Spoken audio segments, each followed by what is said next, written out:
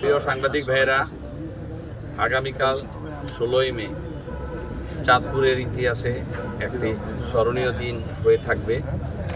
বাংলাদেশ গণপ্রজাতন্ত্রী সরকারের মাননীয় প্রধানমন্ত্রী জনাব তারেক রহমান এমপি মহোদয় চাঁদপুরে আসবেন। ওনার চাঁদপুরে আগমন উপলক্ষে আমরা সবাই প্রস্তুতি নিচ্ছি।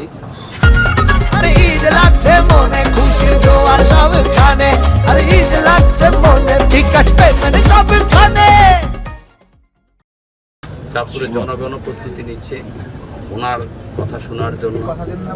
উনি প্রথমে শাহরাস্তি উপজেলার যে খদ্দ খাল আছে, সেই খদ্দ খালের পুনঃখননের উদ্বোধন করবেন।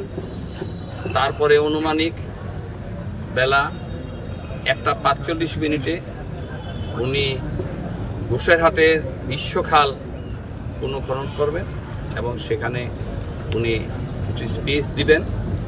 তারপরে 3:30টার সময় চাঁদপুর, এই যেখানে আপনাদের সাথে কথা বলছি, এইখানে উনি ফ্যামিলি কার্ডের উদ্বোধন করবেন এবং চাঁদপুরবাসীর উদ্দেশ্যে উনি ওনার বক্তব্য দিবেন।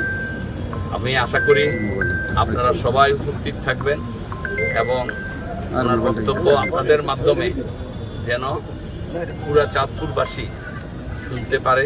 এবং আমি আপনাদের মাধ্যমে চাঁদপুরবাসীকে বলতে চাই, আপনারা আমাদের এই মিডিয়া কর্মীদের মাধ্যমে আপনারা খবর পাওয়ার সাথে সাথে আপনারা